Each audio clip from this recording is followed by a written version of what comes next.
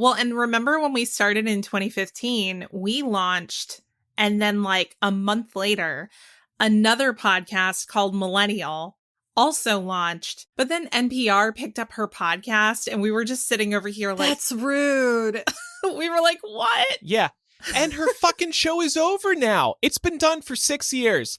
And you know what pisses me off? Does it still outrank our show on Google? It still outranks. I knew you were going to say that. Ugh. I'm sorry. Oh, Megan Tan is still our number one competitor. She's been on like vacation for 6 years.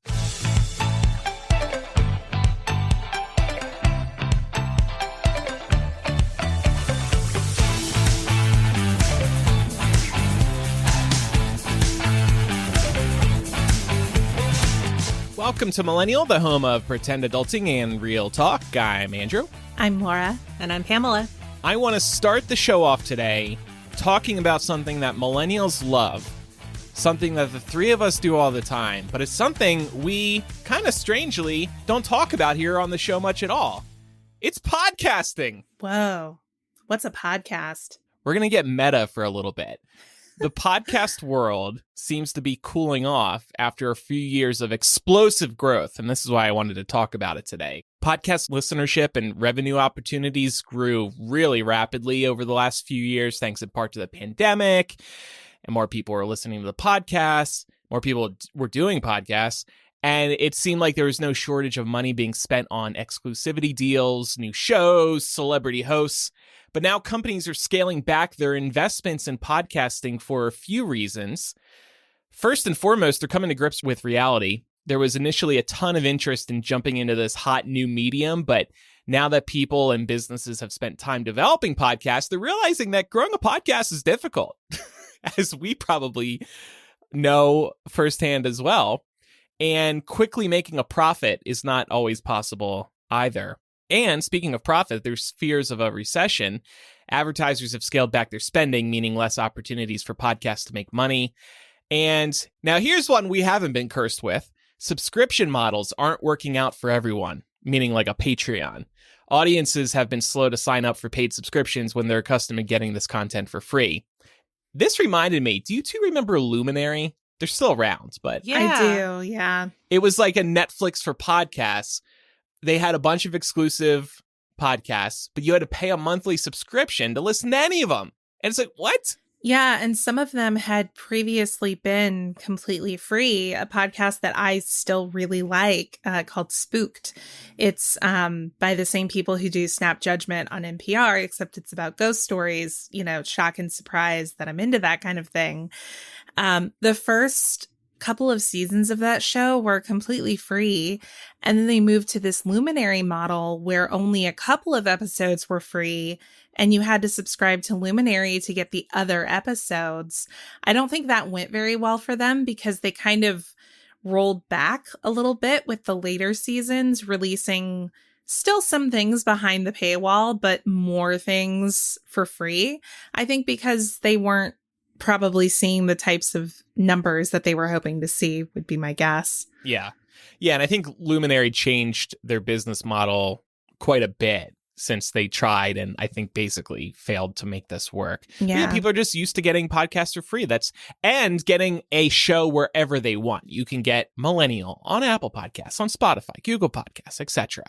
That's one of the great things about podcasting. It's kind of this like open marketplace where you can listen to a show in whatever app you want. I don't know if you both come across this, but I think anytime now we're starting to see more and more news stories about the podcast industry. So to your point, this story about Luminary that came out a couple of years ago, I don't know if you both run across this, but I frequently have people in my life sending me stories like this because, you know, they know that I do this and I've been doing this for a long time. And it's always framed as, why don't you do this and make a little bit of money, you know? And then I think to myself, like, this is not going to fly because to both of your points, people are so used to getting podcasts for free. And there's so much content out there that is for free.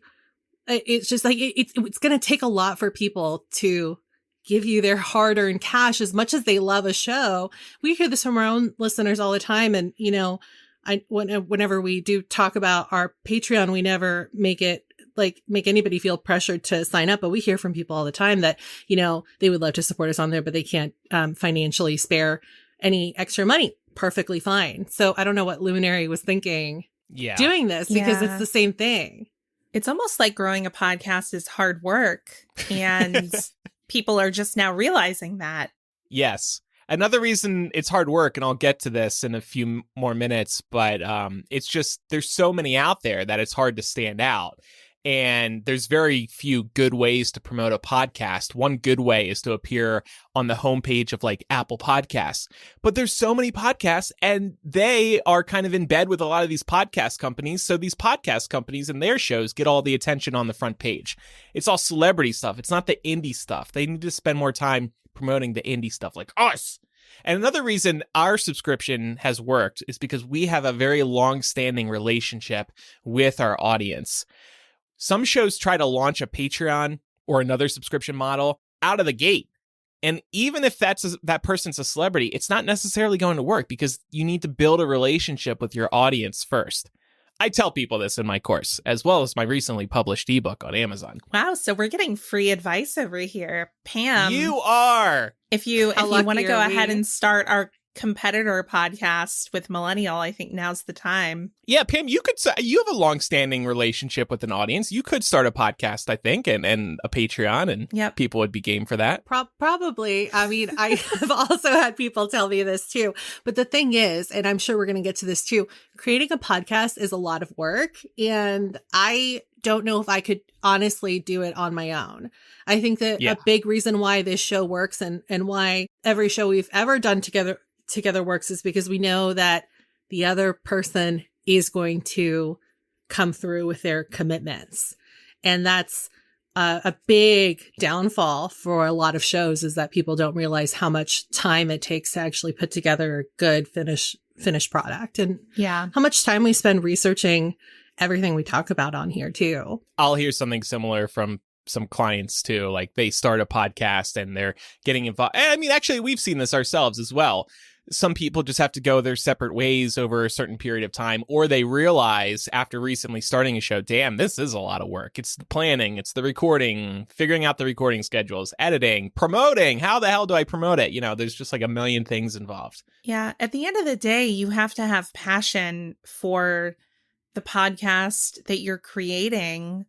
I think that goes with any kind of virtual medium like this. I mean, whether it's your YouTube channel or your Twitch stream, whatever it is, you have to care a whole lot about what it is you're doing. You can't just expect that you can launch a podcast and it will print money for you. Yeah. That's not how it's going to work. And that also goes for even just like a traditional brick and mortar business. Sometimes it can take a really long time to build up a loyal customer base. And so, I wouldn't get into podcasts assuming anyone is going to be making money for like, just, set the bar really low. Like 5 years is the bar you need to cross before starting to make money. Yeah, that's about right. Look at how long we did podcasting for free. Yeah. There's probably a time for all of us where we never would have thought we would be in the position we are today, where we have people that are funding our show because they love the show. And to Laura's point, this is why you need to be passionate about it, because then you're willing to do it for free. Or maybe I have a couple clients who don't make money, but they use it to convert their audience into paying customers of something else that they do. So, there's different business models for it. But getting back to why podcasts, people are kind of pulling back from podcasts, another reason why they're starting to kind of falter is there have been a lot of tests on like these short run or seasonal narrative podcasts, but those have a limited window to actually build an audience and attract advertisers. So those types of shows especially have been on the chopping block. And speaking of cuts, last April, for example, Spotify declined to renew their deal with Obama's production company. They had made a couple of podcasts with the platform. Spotify later canceled 11 other original shows. Amazon, SiriusXM, NPR, Spotify, they've all curbed podcasts. And podcast publishers Vox Media and Pushkin Industries have recently done rounds of layoffs. I just heard today another Spotify podcasting exec left. So there's just been a lot of rejiggering of the industry Part of it is probably, people's listening habits have changed coming out of the pandemic, which leads us to the question, are we podcast listeners ourselves?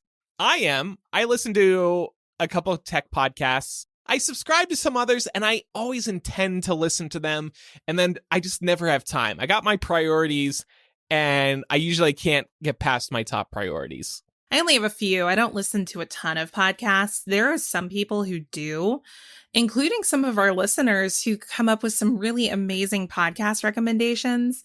And I'm just in awe because I'm like, how? It's really hard to find the time to be dedicated and listen to a show that consistently, which is why I super appreciate our listeners. Because we've got a lot of folks with us who really do tune in and listen every week. And that just really does mean the world. I really like, I mentioned Spooked. I was listening to this podcast called My Dad Wrote a Porno that was recommended. I've heard about that. Yeah, and it is very funny. I just haven't had a chance to really dive into it. I like a lot of true crime stuff though. So Someone Knows Something is really good. In the Dark is another really good true crime podcast. I also really like Haunted Places for the paranormal type vibe. For a while, there was a narrative podcast that I was listening to called Archive 81, which I really need to go back and finish listening to because it is very good. It had been adapted into a Netflix series, and the first season was really, really good. It's why I started listening to the podcast. But then, of course, Netflix axed it after season 1, so it's not coming back, which is disappointing.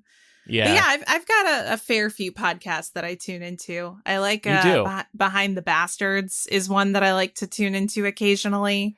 Are you on a weekly cadence with all these shows? No. Or just okay. No, it's just when I have time to catch up, basically. I was about to say that I do listen to some shows, but it really is only if I'm interested in what they're talking about that week, which I'm sure is the same for some other people that listen to even our show. But and this is why I sweat our episode titles. I'm like, what if I somebody hates this clickbait? Here's the thing. I listen to I listen to mostly music podcasts religiously. And so if I'm not interested in the artist, then I just I might listen if I feel like I need to get a better barometer for what they do. But if I feel like I already know too much and I'd rather listen to something else, then I will. So I listen to a show called Every Single Album sparingly. And then I've talked about my love for Dissect podcast. And I also just usually tune in because they're one of these season-based shows. But every season is a different album. So I'll tune in if I'm interested in the album that they're talking about that particular season. And then I listen sparingly to Pod Meets World, which is the Boy Meets World rewatch podcast with the cast, which I believe I've recommended on here. But even something like that, it's I'm obviously interested in the source material, but it doesn't grip me week after week. And I can't figure out why. And I think it's just because time is precious. So you really have to invest it. Yeah. Into the things that you're passionate about listening to. So. Yeah. Yeah. I'm pretty good with listening weekly to the shows I keep at the top of my priority list, like This Week in Tech with Leo Laporte, or another tech one called The Vergecast from TheVerge.com, and a Mac one that's also done by Leo. So, but maybe it's because those are news podcasts, so maybe part of me feels like I gotta listen as soon as possible, because if I listen to it 2 weeks later, it's all going to be out of date. At least that's my personal preference, to get that news as quickly as possible. What makes a good podcast to you two? We heard true crime. Yeah. Our own interests, tech, music, true crime. I think any topic can be engaging if you have the right combination of factors. When you think about host chemistry, audio quality is a big one. I have had a number of occasions where I've started a podcast that sounded really interesting, but the audio quality being kind of shitty, is really grating to listen to, especially nowadays that there are so many podcasts out there that are amateur shows where people they got themselves a Yeti microphone and they sound great, so it's really tough to listen to a podcast that sounds, grainy or has like a lot of background noise or echoey. Imbalanced audio is one that really Yeah. pisses me off. Somebody's way louder than the other person. Yeah. And that's I one think of those Andrew things- has spoiled me. Yeah, I was going to say, but also I'm in a good place now. I'm very proud of my work these days. I think You should that, be. obviously it would take years to get up to the caliber that you provide on this show every week. But I think that you would agree that it's very easy to make at least a small change on that front too. So it just feels lazy when it's sounds so awful or the audio is imbalanced. And then you think to yourself, well, like, didn't this person listen back? I'm sure they did because they Yeah. cut out all the breathing. And so why didn't you fix the levels while you were there? Right. Yeah. And I'll tell you what, Pam, I've given some of my clients advice and they don't listen to it. And I've gotten Because they don't so want to. tired of this. I get it because editing is tedious. At best, if you're relatively fast, I would say however long the audio is, it's going to take you twice the amount of time to go through that. And that is Yep. somebody that's a little slower, basically what like I quote me. people. I'm sure Andrew could get through it faster, and he's probably going to do a better job than I would. But I used to, like the early days of MuggleCast, 2005, 2006, it used to literally take like 10 hours. Now I get them done in about 2.5 times the length of the recording. That's usually That's what I quote great. people. Yeah. And it's not only is it faster, it's better, to your point. Just because I have more Mhm. experience. When you're doing it all the time, Yeah. you just figure it all out and figure out ways to get certain tasks done faster. But going back to Laura's point about having to be passionate about something, if you're not passionate about the show that you're making, then you're not going to want to put the time and effort that it takes to do everything that you would need to do to make that show great. Yeah. And part of that is the audio editing. Yeah. In addition to all that, the length of a podcast can matter to me too if they spend too much time not talking about what they're supposed to be talking about. Some shows they like go off on tangents that are way off base, like the Macintosh podcast. The Apple podcast is a good example of that. Sometimes they're talking about other shit. I'm like, I tune in for Apple stuff. I don't want to hear about baseball or anything else on this podcast. There was actually a meme or a tweet about this habit like a good year ago. I think I shared it with y'all in our Slack. I wish I prepared it for today, but I just remembered it. But basically it was saying like a lot of podcasts that people listen to take forever to actually get to their main discussion for the day. Yeah. Some shows combat this with, or maybe combat is not the right word, but I actually started working for a show recently. One of our listeners is a Grey's Anatomy rewatch podcast. Her name is Abby. She does it with her friend Bree. They'll do some small talk at the beginning, but they will also post a timestamp in the show notes saying this is where the actual rewatch discussion starts. That way people can easily skip to the rewatch stuff if they don't want to hear about how their week's gone. I think that's a good way to do it. I've definitely sampled shows that they sound interesting on paper. And I know the pacing is bad if I have it on in the background, I'm doing something, and then I think that my phone accidentally like skipped to another episode because they're still talking about like not what that episode was supposed to be about. And I think there is something to be said for a nice soft open. I love a good soft open for interview-based podcasts too. But yeah, you have to get to the point at some point within the first, like I would say like maybe 20 minutes, 15, 20 minutes. 20 minutes is long though. Yeah. Mm-hmm. Do you two listen to celebrity podcasts at all? No. Only if Yeah. the person they're interviewing is of interest to me. But very often I will get annoyed because I don't like the interview style. Okay. I don't listen to celebrity podcasts. Pat has listened to Anna Faris's, Chelsea Handler's. One of our listeners, Mandy, actually posted in our Facebook group a couple weeks ago Y'all, I can't with these celebrity podcasts. I mostly only listen to Millennial and MuggleCast. However, I do listen to Armchair Experts sometimes because I really enjoy the celebrity interviews. During their episode with Pamela Anderson, they talked about how wild it was that they have been doing podcasts for so long. They've only been doing them for 5 years. Next, Pamela asked why they even call it a podcast, and Dax and Monica, the hosts, had no clue why. It cracks me up and made me think about the conversations you all had. That's cute. But yeah, it's such a good point. Like, celebrities think they got on early. And some people say like Serial was the beginning of podcast. Well, not the beginning, but that's when it got really hot in 2014.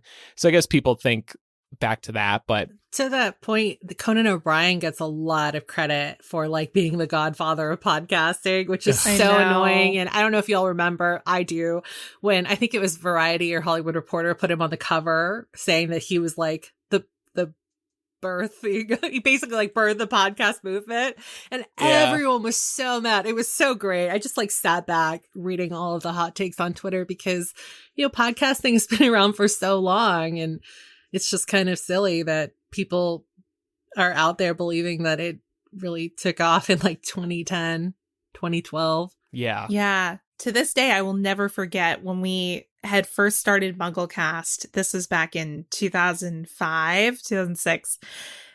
An adult, not really in my life, but who's like at the time was adjacent to my life, heard about the podcast and said, I'll never forget this. Oh, podcasting, that's not going to go anywhere. I will never fucking forget that. Yeah. Well, I mean, maybe that's a good way to start wrapping up this conversation. I think this pullback from like the big corporations might be a really good thing for indie podcasters because, like I was saying earlier, all this competition from a lot of these bigger companies in particular and these celebrities, it's drowned out the smaller guys like us and just any indie podcast. I would love if a lot of these bigger corporations kind of pulled out and then there's more attention in the podcast directories for the indie podcasts. And then listeners who are looking for new shows, they're going to start turning more of their attention to the indie stuff because a lot of this big wig podcasting content just isn't there anymore, or they're realizing some of the indie people do it just as good, if not better. Yeah. I see this as kind of good news. I don't think podcast is going to go away forever, even remotely. I think it's so big. It's the new radio. You can listen to it anywhere, which is a bigger draw than like YouTube is, because YouTube, you got to sit down and watch the screen. Podcast, it's driving, walking, whatever you're doing, you can consume podcasts. Right. And you can consume them on YouTube too. Right? Right. Like if you want to watch a podcast, you can. That is so interesting to me that the visual component of podcasting has really taken off. And this idea now that people have where like you almost have to be in a studio, like a fancy studio setting with your other co-hosts to do a show, which is an idea that's so foreign to me because I think we talked about this last week that we can probably count on both hands the number of times we've all been together in the same room. Mm-hmm. Yeah. And I think there's options. There's ways around that. You can use Zoom. There's a popular podcast tool called Riverside that's all online. People record their video. We actually post our episodes on YouTube. Nobody listens to them there, but they're auto posted. So it's kind of just like a no brainer. And, potentially we could find a new audience if people are searching for a term on YouTube, because YouTube is the second biggest search engine behind Google.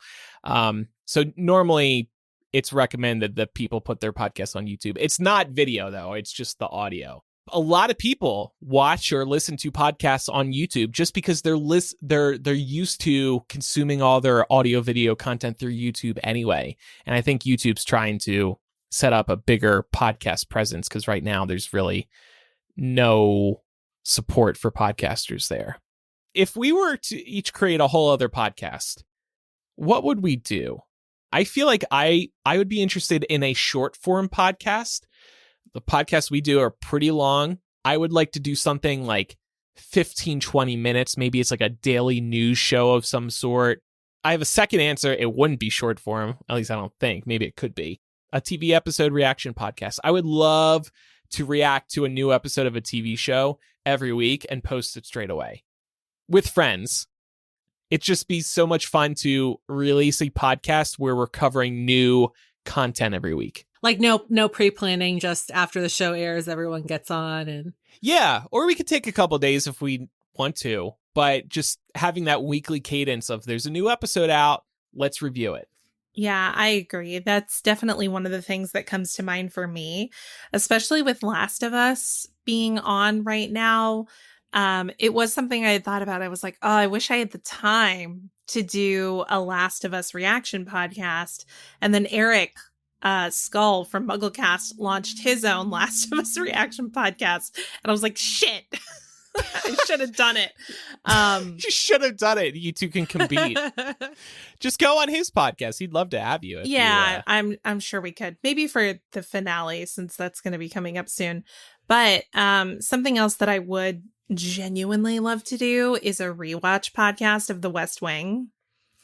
So like have myself and then somebody else who, you know, either has seen very little or known none of The West Wing, and do reaction episodes based on each episode of that. That would be really fun for me. Also, as like kind of a tongue-in-cheek response, I don't know how it would be constructed, but y'all know I love dinosaurs, so I think it'd be really fun to do something where I could talk about dinosaurs. This Week in Dinosaurs. Yeah, This Week in Dino. I would really like to do a music-based podcast, but that also incorporates an interview element. And I would specifically love to talk to people about the music that either raised them or made them. So, and that would not be like necessarily exclusive to other musicians, although I would obviously be open to having musicians come on. But it wouldn't necessarily be them talking about their music. It would just be like, you know, tell me, let's talk about like an artist that really meant a lot to you in your youth. And I just think that that would be really fun. Like if like Andrew and I were doing an episode, I could talk to him about Springsteen and about like, you know, like if he's had a different experience listening to, I was just reading this book that brought up Thunder Road. So I'll use that as an example. Like, does Thunder Road mean something different to you now than it did the first time you heard it? And we could talk more about that. I love that overall idea because that's a Me very too. unique angle for a music podcast. It's not just talking about music news. It's like you have a theme and a goal with each episode of the show. And I tell people now, like, because there's so many podcasts out there, you need to have a really unique idea. Ooh, I'm Andrew approved. I would never recommend somebody launch like a podcast that there's already 10 of, like a Harry Potter podcast. Or would we launch this Millennial today? Honestly, probably not. Because there's just so many podcasts like it. Yeah. But we started in 2015. That's my feeling anyway. I know. Well, and remember when we started in 2015, we launched, and then like a month later, another podcast called Millennial also launched. And I guess the approach was a little different because the host, it was a single host, and she was talking about her millennial experience trying to break into the job market. But then NPR picked up her podcast, and we were just sitting over here like, that's rude. We were like, what? Yeah. And her fucking show is over now. It's been done for 6 years. And you know what pisses me off? Does it still outrank our show on Google? It still outranks. I knew you were going to say that. I'm looking at Google right now. It's number 1. And here we are at number 2. It's because of NPR. I'm sorry. Oh, man. Megan Tan is still our number 1 competitor. She's been on like vacation for 6 years. We're out here like hustling. Now, I will say, at least for me, when I go into Apple Podcasts and I search Millennial, we are showing up number 1. Oh. So that's nice. Well, when did that happen? I don't know. She's right below us. That's okay. We're still on top. That's the important part. We should see if we can get her on the show for an interview. Like, are you haunted by our show as much as we're haunted by your show? She probably doesn't know about this show. Probably not, but I hope that she Googles her own show, and so then we pop up for her. I would get her on the show, but then be like, can you just like auto forward your domain name to ours or put a big link to our site on your site? Because I just want to be number 1, Megan. I respect you, but you're right, Laura. Her show launched like exactly when ours did. because according to Google, hers launched January 16th, 2015. And yeah, ours was right around that time. We're coming for you, Megan. One day we will be number one on Google. All right. So that's what's going on with podcasting. Well, moving on from one internet trend to another, I wanted to talk about a craze that is sweeping TikTok and also feeding into other parts of the internet. It's called Lucky Girl Syndrome. And I was specifically reminded of this when I saw Teen Vogue covering this as well. And if you're not familiar with the term, you might have actually crossed paths with what it's all about anyway. Specifically, if you've noticed people using some variation of the mantra, I'm so lucky, things are always working out for me, spiking across your feeds. I know that I definitely have, and this is a byproduct of Lucky Girl Syndrome. So the core idea behind this is that if you expect or believe great things to happen to you, then they will.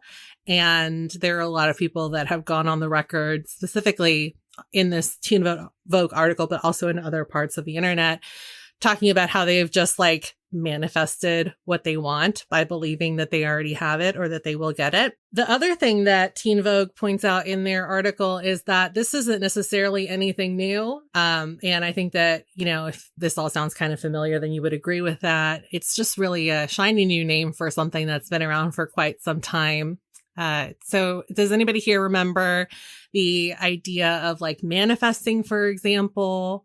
Or The Secret, which was maybe... Oh, yeah. You still hear a lot of people say, I'm going to manifest this. Yeah. It's not like out of style. We've said it on this show. Mm-hmm. Yeah, probably. That's probably we have. Yeah.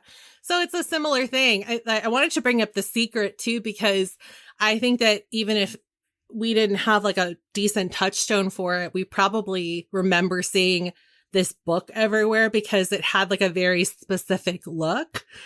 This was huge in the early 2000s. And it actually, I thought that the movie came after the book, but it turns out that the documentary movie spawned the book.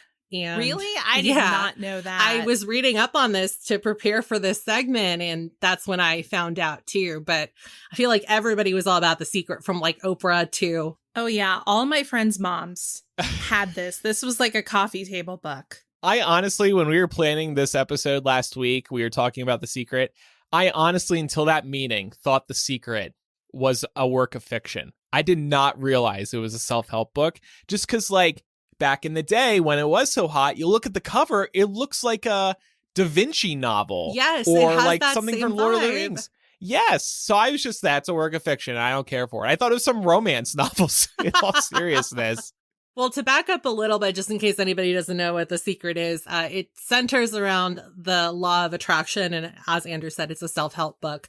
So the law of attraction basically states that positive or negative thoughts bring positive or negative experiences into a person's life. And it also preaches that thoughts are made from pure energy, and that energy can attract like energy. So if you only are thinking negative thoughts, you're going to attract negative energy. But if you're thinking positive thoughts, then you're going to attract positive energy. And so this can subsequently help you improve anything from health to personal wealth or relationships. Now, there's no scientific backing behind this. It's definitely very much like a new thought. But, you know, like to the point that we were making just before we were going over the definition for this, a lot of people really bought into this in the mid 2000s. And it's very clear that people still buy into this type of thinking even today with something like Lucky Girl Syndrome going viral. Yeah, because it's something to lean on. It's like having a higher power, believing that by manifesting it, you can make it happen. And it's also just healthy to think that way. Yes, I am going to kill this quiz today. Yeah, I think to a degree, some of this is rooted in reality in so much as if you put yourself in a positive mindset, you're probably going to have a better day, for example, right? If you wake up in the morning and you're thinking, oh my God, today's going to be a shitty day. I feel so tired. I don't want to go to work. I don't want to do this. You're probably setting yourself up to have a shitty time, right? Whereas if you wake up and you're like, I've got this, like, I have already done all of the prep work that I need to do so that I know I'm good to go today. I got up and made myself breakfast. I got up and like took a shower and took my time like getting ready for the day before I went out and, went to work or whatever it is I have to do. It's probably going to go better for you. This is something that actually I know comes up in therapy a lot, the idea of like having mantras and like having power statements for yourself. And I kind of struggle with it because I feel like it can very easily veer into this like manifesting type mentality where it's like, you're manifesting that you will make a lot of money. That kind of thought process doesn't resonate with me. But if you're manifesting something that you actually have some control over, it makes a whole lot more sense. But it does feel tough because to me, it feels very much, it's starting to get into like woo-woo territory where it's like, I have a power statement that I say to myself. Power it feels statement. So haven't heard that cheesy. phrase in a while. I totally agree with you because I did pose this question in the doc to us, which is that do we put much stock into stuff like this? And even as I was writing it, my initial response to that question was, no, not really. But then, like you, I was thinking back to therapy. I do cognitive behavioral therapy specifically in case anyone is curious, but a lot of that is rooted in negative versus positive thought. And so very often my therapist and I will talk about negative thoughts that are running through my head, or she'll ask me to write them down. And then she goes, how can you turn this into a positive? And, obviously, it could be anything from how you're talking about yourself in your head to like, maybe I don't feel like leaving the house one day because my anxiety is spiking. Well, instead of thinking about everything that could go bad, let me think about everything that went right last time I left the house, or everything that could go right if I leave the house again today. And I think that all kind of like touches together. It really does. I know an exercise that I've gone through in therapy when having those kind of like intrusive thoughts, sort of thinking about the worst possible outcome, is coming up with, okay, you've thought of the worst possible outcome. What's the best possible outcome? And what's the most likely outcome? And then after the scenario passes, you revisit it. Most of the time, what ended up happening was what you predicted to be the most likely. Right. So yeah. I do think all of this is in the same realm. I agree, which is why it feels a little bit uncomfortable to take seriously. Yeah. I think the difference is that we're not saying like, I'm so lucky I'm going to find $1 million on the ground when I leave the house, you know, because I don't think I put stock into the idea that like just willing yourself to be successful is all you're going to need to be successful. I think somebody, I lost it now, but I think somebody in the Discord actually brought up that people that are successful work hard for it. And so I do think like maybe part of it is having a healthy mindset about it, but also part of it has to be hard work because you're not going to get anything from doing nothing. Yeah. I support and believe to an extent in the idea of manifesting, but I do think it also has become a bit of a meme. I'm manifesting Taylor Swift's new album tonight. When there's rumors of that happening, it's just kind of like fun to say online. People do the prayer circles on Twitter, right? It's all the candle emojis, and in the middle they have new Taylor Swift album tonight. A few years ago, probably 5 or 6 years ago, I kind of had this light bulb moment where I realized I need not get worried about certain major things because it has almost always worked out for me. That like helps me get through very difficult situations. No matter what difficult situation I'm at the start of, I know that I will get through it successfully. And I think back to, I've had some scary moments professionally in particular. I've gotten audited twice, including once over the last year. And that was a very lengthy process. It was totally bullshit, the whole damn thing. I was under attack, so to speak, by the state of California when I had when I hadn't done certain paperwork for an old business, and that was very scary when the state's trying to come after you. I've had people sue Hypable because of images that are uploaded to the website. I've been under the threat of losing a job before. Bad revenue months occur. Health scare from time to time, nothing major. But it's always ended up being okay. It has always worked out. And so I just carry that with me. Like, I'm actually going to be fine at the end of this. It sucks now, but I'm going to be fine, and maybe even better than I was before it. So I just always keep that in mind. And it tends to be right. One time I got so scared about something. This was the state of California coming after me. I was panicking because I was trying to run a business myself with the help of fucking LegalZoom, which I don't recommend. They'll help you set up the paperwork, and after that, they leave you for dead. Get a real accountant. Don't use LegalZoom. I was so freaking out in my head about this. I made a private Facebook post that just said, I will get through this. I will get through this. I will get through this. Because I was just I was having a panic attack. Yeah. I wanted to write it down and revisit it later. So now I see this come up in my Facebook on this day every year. I'm like, damn, that was a shitty time, wasn't it? I had to reboot the whole business when the state, I basically ran away from my old California business. I remember. Yeah, it worked, actually. My accountant was right. Just run away. Lessons in small business ownership from Andrew Sims. Run away. Listen, kids, you can run away from your problems. Anyway, again, I feel like I have manifested in that I just kind of take this statement and I say it, or I think it, or I write it in a private Facebook post, and it comes true. Yeah. It is kind of in line with what Pam and I are talking about. Maybe we all take different approaches towards how we manifest positive things for ourselves. But at the end of the day, if you really take 2 seconds to think about it, is it logical that the worst possible thing is going to happen to you all the time? Right. No. Yeah, that's true. But I mean, I feel like what we're talking about is very much, it's a very grounded approach. There are definitely cases that, we're seeing now online of people doing different things to manifest. There's a whole trend on TikTok now.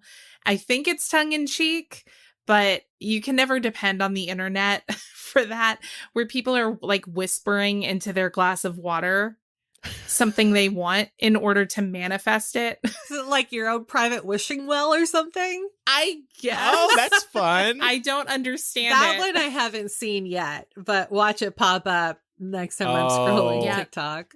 If we only knew about this last year, we could have added that to the water bottle. It could have said scream here for your dream to come true. I want to win the lottery. I'm screaming into my 40-ounce one. This one's big, so I bet it will come true. Any other angles you want to tackle here? Or? I don't think so. I think we're good. Okay. I would just close by saying, believe in it, y'all. Give it a shot. Why not? Take some lucky girl syndrome, carry it with you, or just believe you're going to get through everything. Try to, at least. Keep it in mind. That's all. Try to have a positive mindset. Sometimes easier said than done, because life definitely has its curveballs that it'll throw at you, but it's going to be a lot easier to navigate those things if you are consistently maintaining a positive mindset. And you will have those moments where you break and you just can't have a positive mindset in that moment. But then once you get through, say, that panic attack, you're like, oh, okay, I wasn't dying. It's okay. So just wanted to plug our Patreon. We are very lucky, unlike other podcasts, to have a successful subscription model. What is coming up in After Dark today, Pam? So there was a recent study that I believe Laura found that says that parents pay at least one monthly bill for 40% of millennials. So we're going to be chatting about that and about our own experiences with parents paying for bills or stopping paying bills. And then we're also going to be using that as a jumping off point to talk about the times in our youth when we did things behind our parents' backs. So it should get pretty juicy at the end there. I agree. And don't forget, wanted to mention a couple things we don't bring up too often, you can pledge to our Patreon for a year upfront and receive a discount for pledging annually. It's like how your car insurance works, where you get a discount if you pay the full term, but we're way more fun than car insurance. So check that out. When you do pledge, you receive a custom RSS feed that you can put into most podcast apps. The big one that's missing is Spotify. So you can listen to all of our bonus audio content just like you do regular Millennial. You can also hang out in our virtual recording studio each week and discuss the show in real time with fellow listeners in our Discord. Shout out to everybody who's there tonight. It's always a pretty lively discussion. And last but not least, if you decide to subscribe to the show through Apple Podcasts, you will just get Mega Millennial, and that's ad-free Millennial with After Dark at the end. So 2 options in terms of financially supporting us on a monthly basis. And with both, you get the weekly After Dark benefit, which is definitely one of our flagship benefits. No matter how you support us, through listening, through supporting, through sharing the show with a friend, through leaving a review that's focused on just Laura or just me and Pam, we really do appreciate it. Thanks, everybody. All right. Well, wrapping up the show today, we're going to revisit something we haven't done in a minute, which is reading a confessional. So for anyone who may be new to the show, you can head on over to millennialshow.com/confessional. Is that where the confessional lives? Yep. Okay. You can head over there if you want to submit an anonymous confession to us, and we may read it on air, react to it. We might offer some advice.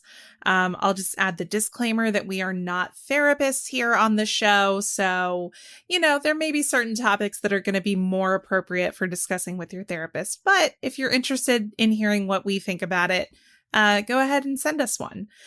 These can be really insightful to hear about, because I think, sometimes we all have things that are, sort of very normal human moments that we're not necessarily proud of, or that we don't necessarily want people in our lives to know about. So it's always a really great experience to read these and then kind of see how the confessional resonates with the rest of the audience. Because usually what ends up happening is we'll get a lot of people who are like, oh my God, me too. I've done that exact same thing.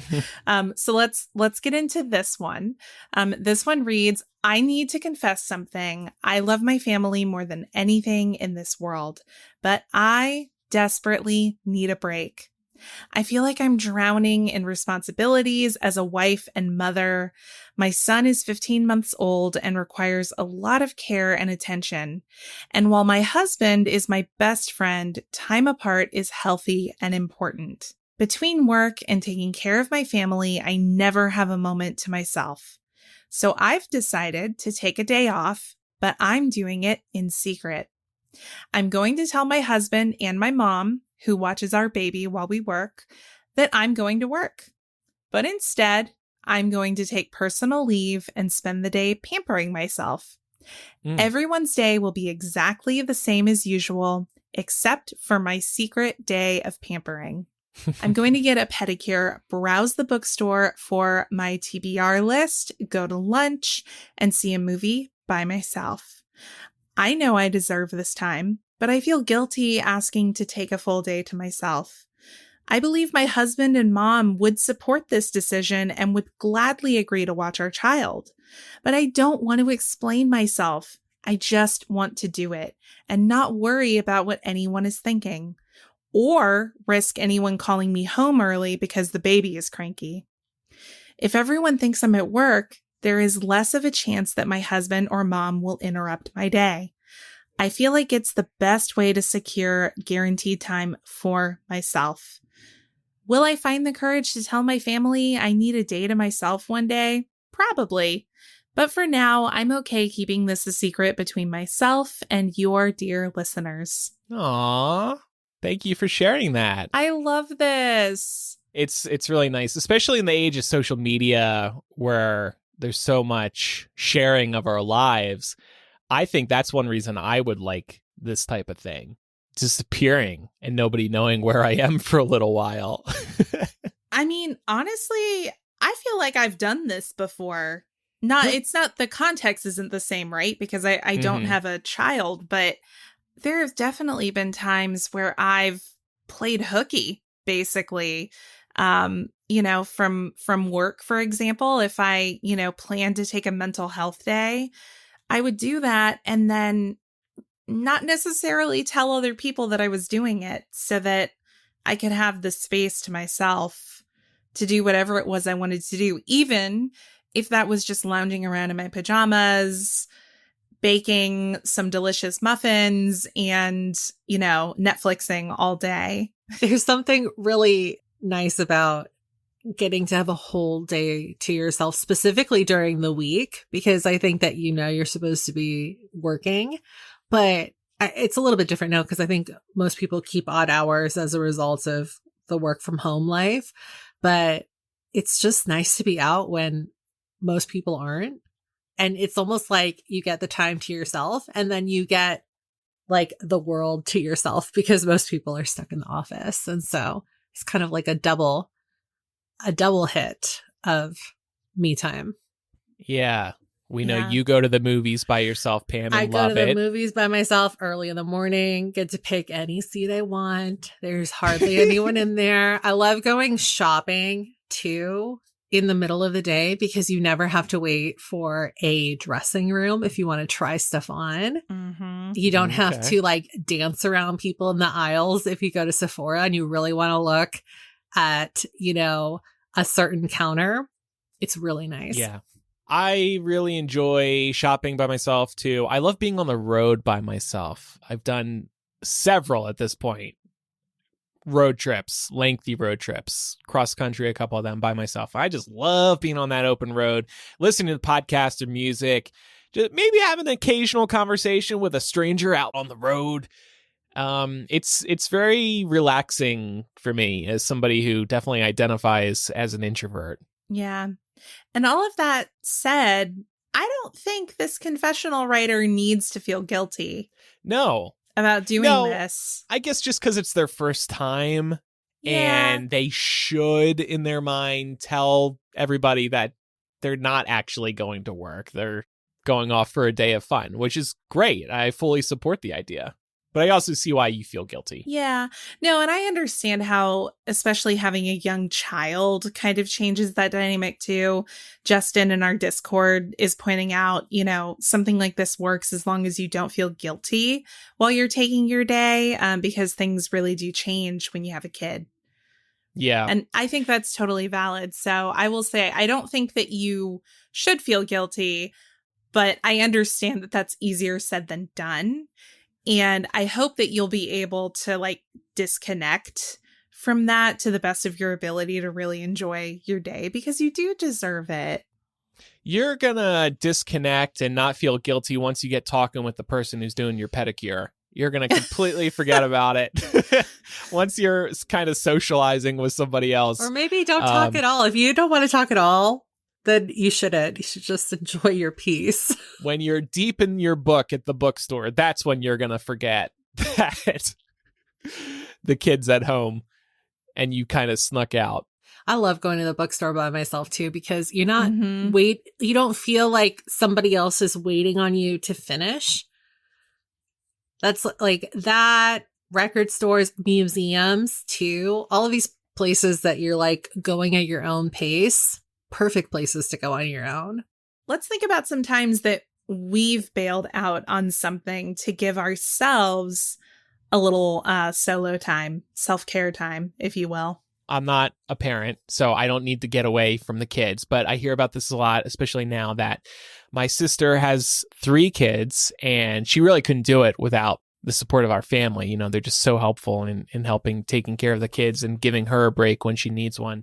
I'm coming at this from the social situation, and with us currently recording MuggleCast on Saturday mornings, I tend not to do anything extravagant on Friday nights, so that can be an excuse for me to just chill out. That only really leaves Saturday nights for drinking too much, which is probably a good thing, limiting how much I'm drinking any given night, because any other night too, I try to get up early for work. But I definitely use Brooklyn as an excuse too. I've definitely done that over the years, whether it's leaving some sort of social event early or talking myself out of going to something, I got to go walk Brooklyn, or I got to stay home to take care of Brooklyn. Brooklyn's not feeling well. And, the nice thing about that is it's hard for somebody to prove that you're lying. Like, oh yeah, he does have a dog. That makes sense. He needs to go home and walk the dog. Okay. I do the same thing. Me too. I also do this a lot during, my house is notoriously full during the holidays usually. And there's definitely enough space for everybody, but sometimes you just want a minute alone, a little bit of peace and quiet. So I just take Jasper on a walk. Oh yeah. Walks are really refreshing. Just by myself. Don't even tell anybody until I'm leaving. So nobody has, a chance to be like, oh, I'll come with you. It's like, no, you won't. This is me and Jasper time. Leave me alone. Right. Yeah. And sometimes even being in a relationship, I'm like, I want to do something by myself. I want to go do this by myself, or. Yeah. And that's healthy. Yeah. Yeah. We never walk sometimes I see couples walking dogs together. I never do that. And that's by design. I want to be by myself. It's because you have to talk to the person you're walking with, Yeah. That's the thing too. It's kind of like, I like hiking with other people as long as they're aware of this. I think it's easier to hike with somebody that's at a similar physical fitness level as you are, so that one person's not pace. Similar pace, but also one person doesn't want to do this crazy extreme hike. And then you're maybe I can't do that, but great for you. I always say I want to do a peaceful walk in the woods when I'm going on a hike. I don't want to bust my ass going up a hill breathless. Right. I'm there to relax, not for a workout. Exactly. I want to be among the trees, but I don't want to be climbing up the trees. Right. Yeah. Or asking the trees for more oxygen because I cannot handle the incline. My point of bringing this up is that it is nice to go hiking with people. But it's also really nice to go hiking on your own, because then you don't have to do that thing where when the trail gets narrow, you're shouting behind you. Yeah. Or in front of you to the person that you're with, because you feel the need to keep the conversation going. Yeah. And honestly, I have a little too much anxiety to want to go on a hike by myself, especially somewhere without cell reception. That's the other thing too. Not as safe on multiple levels. So that I don't mind having a human companion for. Right. But there is so much value in surrounding yourself with people who you not only enjoy having a great time with socially, but people with whom you can just be around. Yeah. And you don't have to be talking. Silence is okay. You can exist in each other's orbit and it's not weird. Right, sitting in comfortable silence. Yep. Yeah. That's nice. Well, let's talk about some tips and tricks, and we've got some from listeners as well, around how to give yourself more me time, especially during the week, to give yourself that chance to get away from people. Yeah.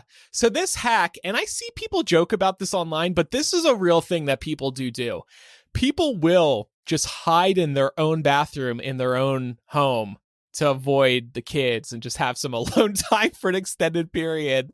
There is actually a study, and I'm reading this report from a tabloid, but it did come from a real study. Men spend 7 hours a year hiding in the bathroom for peace and quiet. Researchers polled 1,000 men and found nagging partners, avoiding children, chore avoidance, and the chance to look at their phone undisturbed as the main reasons that people are hiding. And I actually have some hard proof that people do this. Speaking of podcasts again, they're coming up a lot today.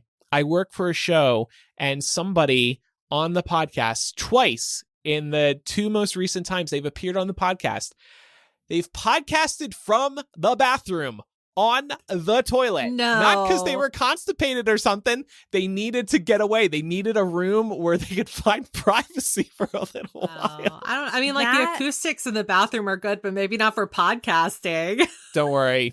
Professional editor Andrew can get rid of that echo in the room. So they can't even tell. If you was going to lay down a track, this person was going to lay down a track, that'd be one thing. But for speaking, right. I don't know. It's good to know that you can get rid of the echo, though. I'm unstoppable. But yeah, so, and again, I see this on social media a lot. People do use this method just to get away for a few minutes. And obviously, whether we're using the bathroom for real or not, a lot of people bring their phone in just to have a break, maybe from work or something. I definitely used to do this when I worked retail because Yeah. that's such a people intensive job that I would just want to escape the noise, and I would just like go into the bathroom, lock myself in, and just like savor the silence for a few minutes while I just kind of like breathed to kind of de-stress from being around all those people. Definitely used to do that at the coffee shop too, or like washing dishes. I'm sure that's a big one for anybody who's ever been in like food service industry. Just, going from like a busy floor to just like telling your lead, I'm going to go wash dishes for an hour is so nice.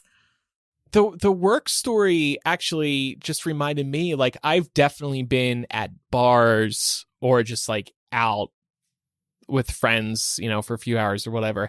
And I've definitely used the bathroom as a place to like decompress for a couple of minutes. Like, yeah, whoo, introvert Andrew turning on now, activating, needs a second to recover. And then you go back out, maybe a little refreshed, or at least you've enjoyed having a little bit of a break from socializing for a couple minutes. For me, that's usually the sign that I need to start coming up with my exit strategy, because I can tell I'm like, my social battery is like tapping out. Yeah. At that point. It's just like, especially if it's somebody you don't see often, maybe it's like like my family Christmas party, for example. I see these people like maybe once a year, having a brief break in the bathroom to not be on. Because if you only see them once in the following year, it's like, you got to be on. You got to make a good impression until next year. So yeah, having that little break can go a long way. Back to like work specifically, something that I will do often if I just feel like it's going to be an especially busy week is I'll pad out my meetings. So like, let's just say, or like appointments. So let's just say like I have a standing appointment on Wednesdays, right?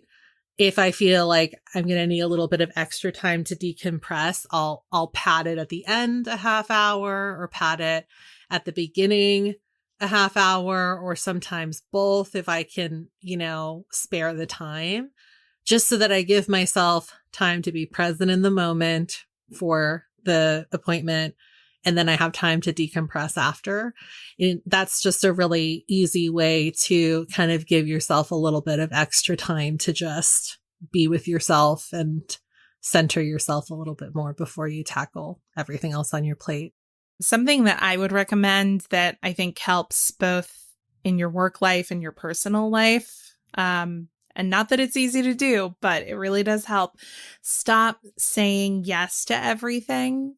I'm kind of a people pleaser. It's really hard for me to say no to people when I'm asked for things, even if they're things that I genuinely don't want to do. And I've been making a concerted effort over the last few months to be okay with the fact that sometimes I just can't do something, and telling people that I can't do it, both at work and in my personal life. I have definitely been somebody who I've found myself like double booked for things at work before because I just couldn't say no. And at the end of the day, you actually make your life harder when you do that, because you're overcommitting, you're taking on too much, and you're not going to be able to do any of those things well if you're taking on too much. So that's what I always have to remind myself in those moments where I realize, like, whether it's somebody in my personal life asking me for something, or somebody, at work asking for something that I just can't do. Just remembering that, like, if I do that thing, then it might come at the expense of these other things that are important. Yeah, it's hard breaking that kind of rhythm that you're accustomed to. I get it. And, like in my case, sometimes it feels like you have to say yes to everything, work stuff in particular, kind of just to keep your head afloat. Yeah. We also have some listener submissions about how to better protect your time and give yourself more you time, more solo time. I'll kick it off with this first one here. Jess says, I have become a master of the drop off and dash, specifically with her son. I call my son's grandparents and tell them we're coming over for the afternoon, bring him in long enough to say hello, and then get them distracted. And I'm pulling out of the driveway before they even realize that I left. So it sounds like your son's grandparents might be people who like rope you into a conversation, and before you know it, half of your afternoon that you anticipated spending alone has been spent talking to your son's grandparents. Yeah. And the other factor, I think, is if you tell your kid you're about to leave, they're going to go, no, don't leave, please stay, or I want to go with you. So you kind of sneak out before they realize you're gone, and then there's nothing the kid can do. The parents are already gone. Sorry. I've seen this strategy be employed before. It's a good one for sure. Katie said, I'm a huge introvert. I only have so much social energy before I'm absolutely miserable. And frankly, I am just very transparent about my time limit. That's interesting. And I have to say, when you have friends that you can be that way with, you know they're real ones. Because I Throw definitely... your hands up in the air, be like, I'm done. I'm good. I'm sorry, y'all. Yeah. No. See you later. I definitely have friends who I will, ahead of time, be like, hey, I'll come to that, but I'm probably going to only hang out for an hour or so because I'm already feeling kind of tired and burned out, and I feel like an hour is going to do it for me. So, and those friends, I mean, those are the ones that you want to hang on to because they get it. Yeah, or even having friends where it's like where you can feel comfortable saying, I know that we said we were going to go out tonight, but I'm really just not feeling being around other people. Can we just stay home? Yep. And watch something on Netflix? Can we stay home and read together? That's really nice too. Just chill outside and talk. Like, it doesn't always have to be going out. Right. Mm-hmm. Katie also said, my husband, family, and friends have gotten used to me saying I need to leave now, giving everyone a hug goodbye and leaving whatever situation I'm in to go home and be by myself. Mark has kind of had to get used to that with me because he's more social than I am. And there are definitely times where we'll both get invited to do something and I'm like, nah, like not feeling it. And, you know, it can be a little bit uncomfortable when you're in a couple if only one person in the couple shows up, you know, more frequently than the other.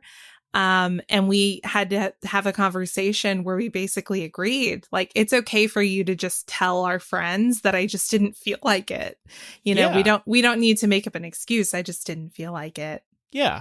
It's good for people in a relationship to have their own separate lives too. Like, yeah, you go out for a while and socialize, and I'll stay here or I'll do something else out of the house. It's actually, it's good to have that separate. I think it's incredible how many people don't, like, they can't wrap their heads around people that are in relationships that could have their own separate lives. Like, I don't know how to tell you that we don't have to do everything together. Like, me and my partner are okay, but like, yeah, we're individuals. It sucks for you that you're uncomfortable with that. We're totally fine. I just don't want to see him right now. I live with that guy. I see him all the time. Right, exactly. Well, to that similar point, Domi here says, when I do have energy to do something else, I typically throw my time into playing video games. That's a nice solitary act that, you know, is a really big de-stressor for a lot of people.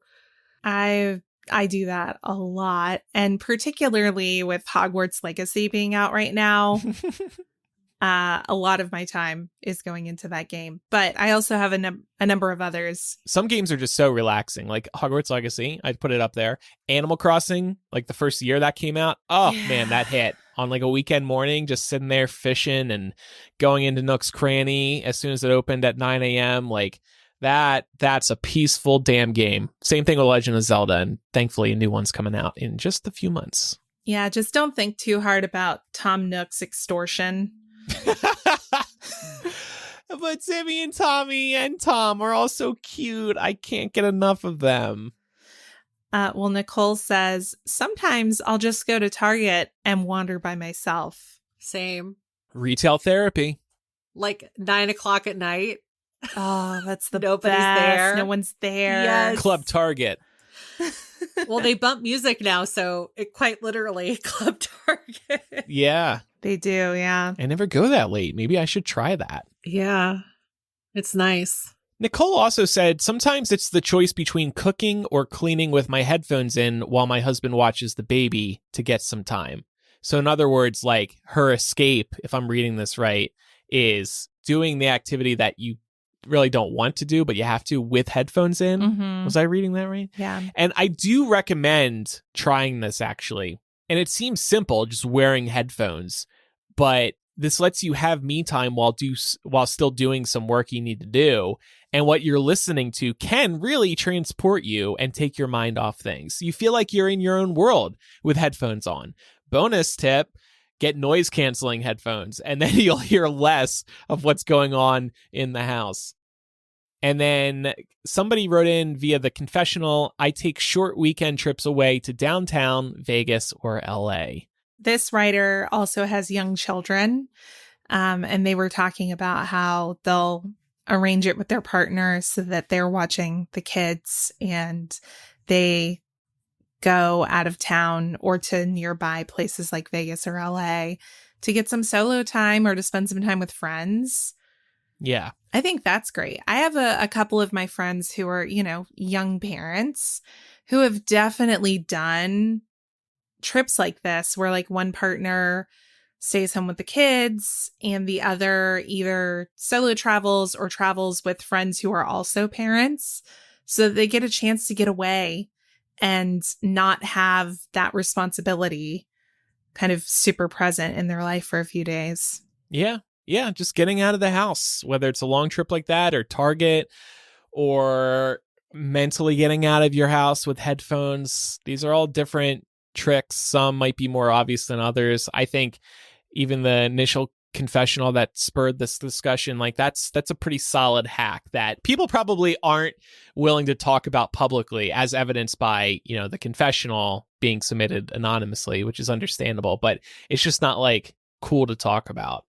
It's a little taboo to say, because then people on social media might be, oh, how dare you leave your family like that? I know. It's almost like there's this perception that once you're a parent, that is your entire personality and you're not allowed to have anything to yourself anymore. Yeah. I call when bullshit on that. You need it. I mean, these kids are exhausting. It's impossible. Mm-hmm. Somebody else in the Facebook group said having 2 kids was 1,000 times harder than 1 kid. It's just, those kids are nonstop. I'm seeing this now firsthand. Like I said earlier, like, oh my God, you don't get a break. This is why I like being an uncle. I kind of have my own children just from a distance, and I buy them things when I want and I see them when I want, and then I can run away and not be responsible for them. I was going to say, you could take them for a day and then drop them off. Yeah. It's Maybe great. I'll do that Mm-hmm. when they get older. Not right now. I can't deal with that now. Ooh, it's scary. But when they're older, we'll have a day at the arcade or something.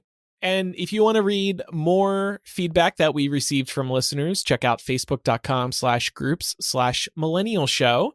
There's lots of great discussions happening in there all the time. We love that community. And it's also a private group.